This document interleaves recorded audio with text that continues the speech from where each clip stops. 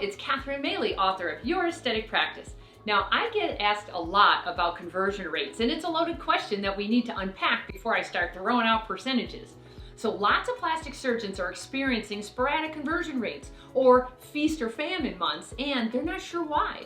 This inconsistency can wreak havoc on your day, your attitude, as well as your pocketbook. Now, you start questioning yourself and doubting your staff, and that's a path to even more frustration. So what's really happening? Well, the bad news is there's no one easy answer. So many variables go into your success, or lack thereof, when converting consultations.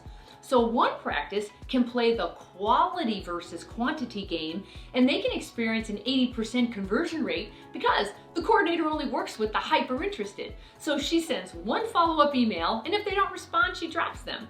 But that same practice, who is cherry picking, also experiences big highs and lows in their schedule.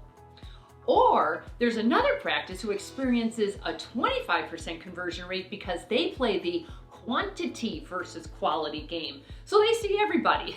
They don't charge a consult fee, they have lots of no-shows, and the coordinator has to sift through who's a real candidate and who isn't. And here's a short list of why your conversions could be off. Your SEO isn't working like before because Google changed the rules again. Or you changed your SEO or website provider and you lost ground on your internet presence that you have to build back up.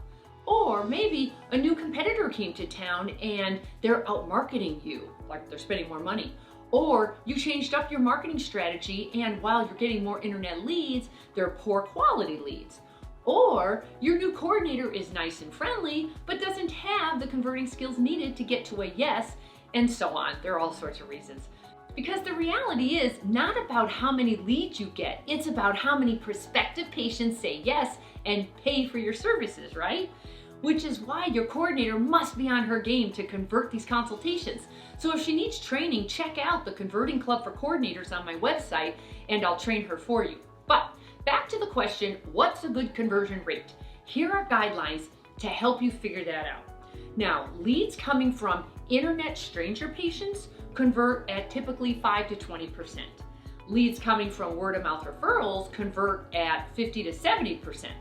Leads coming from current patients who want more from you convert at 75% plus.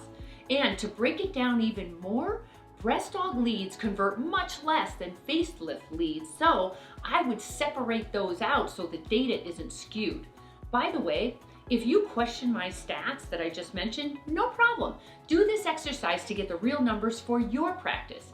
Have your staff look up the last 50 to 100 surgeries you performed and fill out an Excel sheet by noting the procedure performed, the revenues charged, the referral source. Did they come cold from the internet? Were they a word of mouth referral, or were they a current patient coming back for more?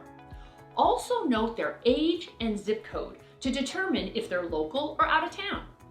I've had surgeons from all over the country do this exercise, and they're always surprised to discover where their conversions and revenues actually came from.